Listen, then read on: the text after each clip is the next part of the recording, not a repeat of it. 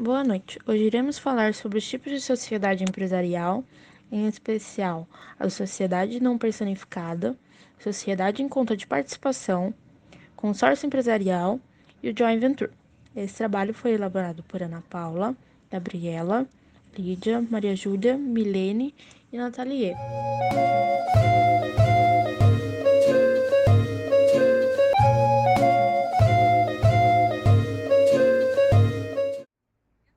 O que é sociedade não personificada?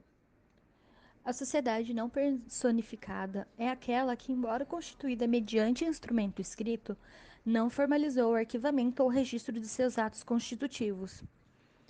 Assim, o contrato ou o acordo tem validade somente entre os sócios, não tendo força contra terceiros.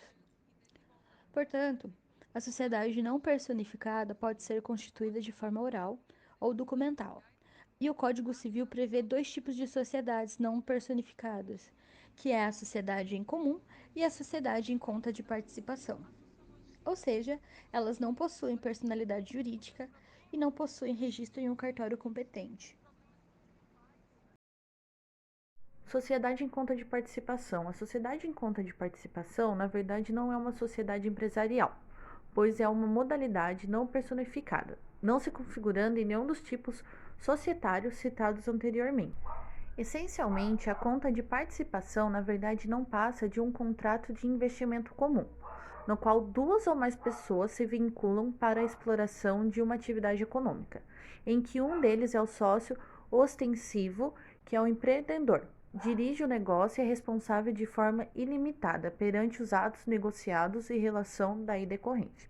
Os demais são simplesmente sócios participantes, que normalmente entram como investidores. Pelo Código, na sociedade em conta de participação, a atividade constitutiva do objeto social é exercida unicamente pelo sócio ostensivo, em nome individual e sob sua própria e exclusiva responsabilidade, participando os demais dos resultados correspondentes. Desta forma, obriga-se perante terceiro tão somente o sócio ostensivo e exclusivamente perante este o sócio participante, nos termos do contrato social.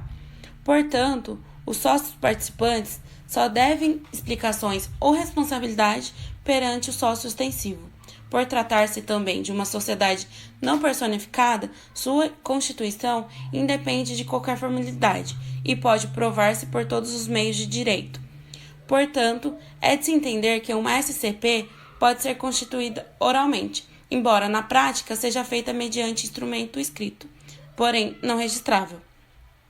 Dessa forma, mesmo que o contrato, por alguma razão, venha a ser registrado, mesmo assim, somente entre os sócios produz efeitos jurídicos, pois, legalmente, esse eventual registro não confere personalidade jurídica à sociedade. Um consórcio empresarial. O que é? O consórcio de empresas é formado a partir de um contrato entre empresas consorciadas. Por ser somente um contrato, não tem personalidade jurídica própria, ou seja, não é uma empresa. O consórcio também não tem a capacidade patrimonial, pois seus bens pertencem a um ou mais de seus sócios. Geralmente, uma empresa líder de mercado é eleita para tomar frente dos assuntos e representar o consórcio. O consórcio empresarial une várias empresas com a finalidade de realizar um empreendimento ou participar de negociações. Assim, é possível construir obras, participar de licitações, assumir concessões públicas, realizar serviços, criar centrais de compras, vendas e promoção para negociação comerciais nos mercados interno e externo. Quem pode participar?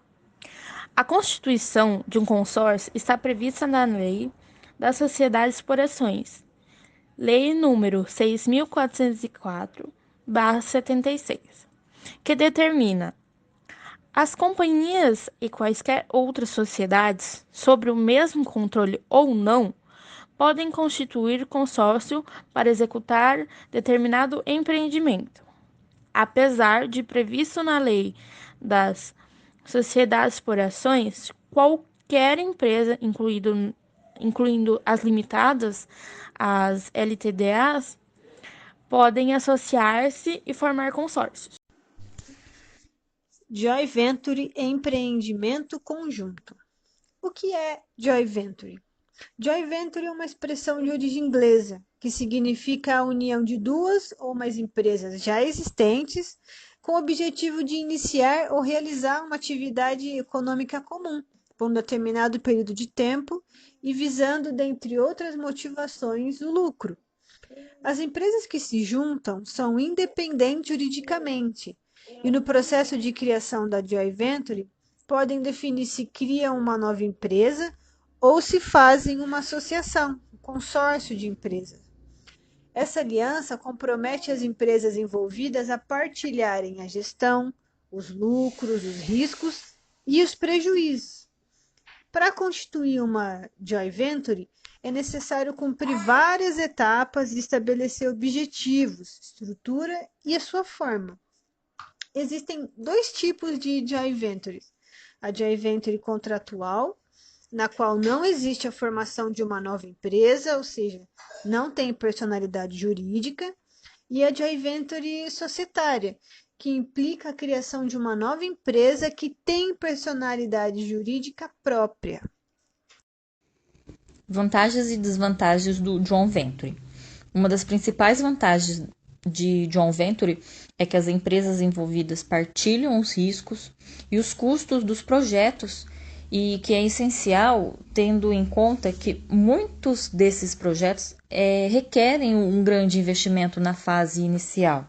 Então, no entanto, o joint venture pode representar um maior risco de fracasso dos objetivos, porque a dinâmica de trabalho entre duas empresas distintas é sempre mais complicada e a empresa menos competente poderá ser um empecilho para o sucesso do projeto.